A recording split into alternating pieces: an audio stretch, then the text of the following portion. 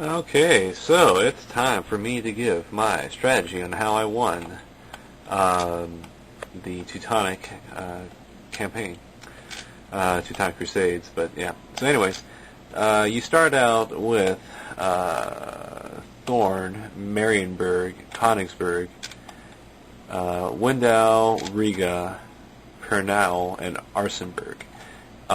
You have up to the north the Danish, the Vikings, and off here to the northeast you have the uh, Novgorod, and then right in the smack middle of your territory, in Palanga, Siau, Panevėžys, Canus, Vilnius, and a couple other spots here, is the Lithuanians, who are pagan, and so it's your job to convert them. Down here to the east are the Mongols. Your allies in this are the Poles, the Polish. And then there's also the Holy Roman Empire further to the west. The Danish also happen to control these Channel Islands, although in this one scenario I saw they lost them. And then the Norwegians are way up north here and to the west, so they also occupy this land. Now, so these two isolated island spots, Abo and Visby, they're both rebel. Eventually, the Danes will take over those lands. Now, what happens is you start out with actually fairly substantial forces, especially you have like one roaming force here, and I can't remember if you have another force up here, but yeah, you don't have a force up here, but you have two guides, and because of the setup, they're not hereditary leader factionaire. So if the factionaire is elected by whatever means, and the faction marshal, who's supposed to handle the money, is also elected. I followed the same routine of my leaders eventually get together and they form the assaulting army, with everybody else bumping between. But anyways, what I did was I took all my men that I could, and I immediately had them take over Palanga and then Silao, which immediately after you do that, that leaves Windu empty, but it's safe. Riga, it seems like almost regardless of what I did, it was almost always under attack for like the longest time. And part of it too is that it's because of the communities it touches.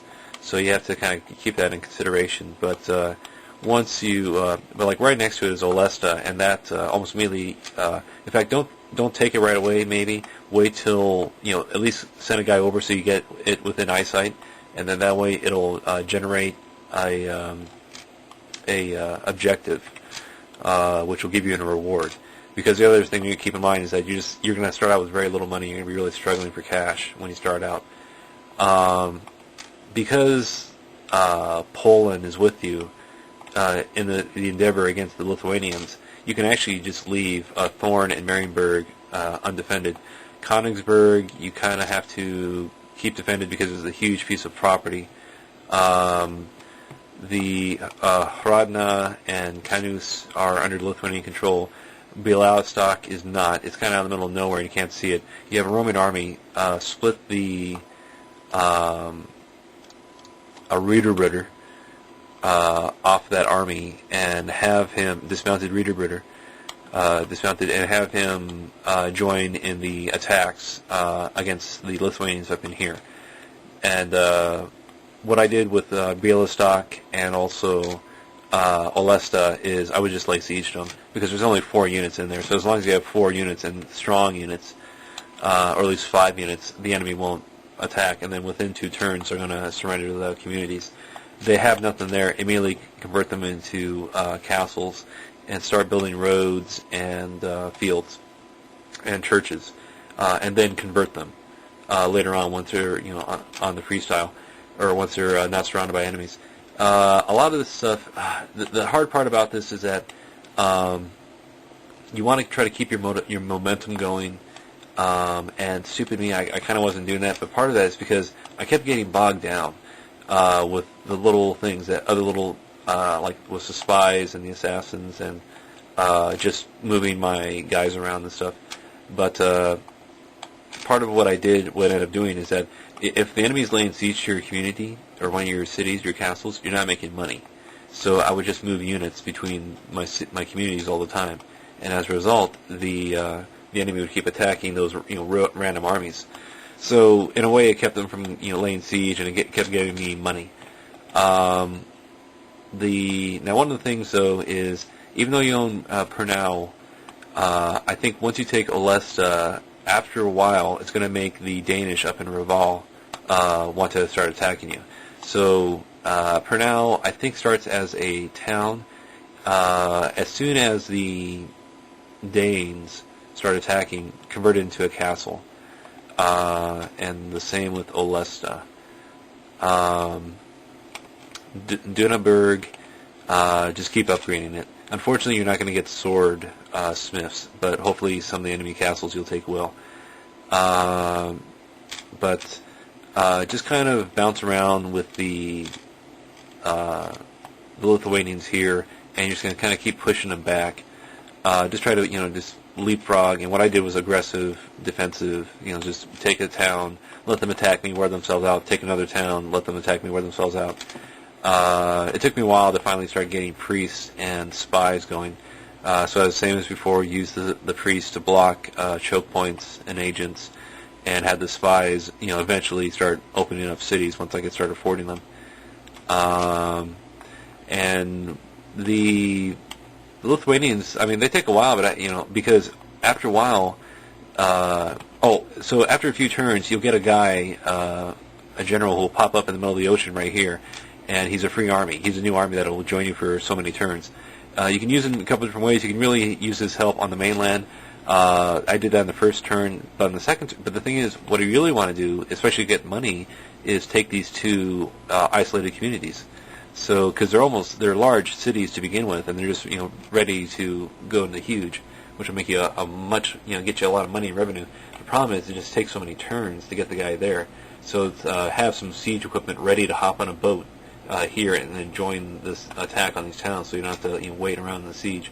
The other thing is that the guy's got armies that cost a lot of money, and you just kind of want to get rid of them, and just get his army, or get the general moving around.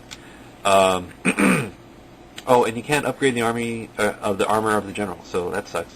Anyways, but soon after you take Olesta, the Danish kind of start attacking you. Soon after you start taking land from the Lithuanians, the Novgorods will join in and start attacking you as well. So, real quickly, you're attacked on three fronts. You're already at war with one group, and then three people start joining. Once you pretty much take out the Lithuanians, then the Mongols will start attacking you. But the other weird thing is, pretty much once the Lithuanians were gone, and once I started taking a little bit more land, the Poles started attacking me. And so I took Danzig, Thorn, and Plock, and Yazdow. And part of it, too, is that Poznan was told me, I guess there's a Hanseatic League, so they're going to have different, they're going to have a headquarters. So here's one of them, the Hanseatic League headquarters, and costs $1,333. Maybe I should destroy it, but and see what happens, because I have the other guild headquarters. And so, in fact, let's just check that out, because I have it saved. So let's take a turn. But anyways, so what ended up happening was, once I knew about the different land, the different locations that it could be, I eventually kind of started working towards those. Because the Poles or the Danish controlled Hamburg, which was which actually had the headquarters. It was a castle, and it only had 2 units in there, so I was able to put guys in there. General wise, I didn't pop any of the generals onto the islands, but I had them.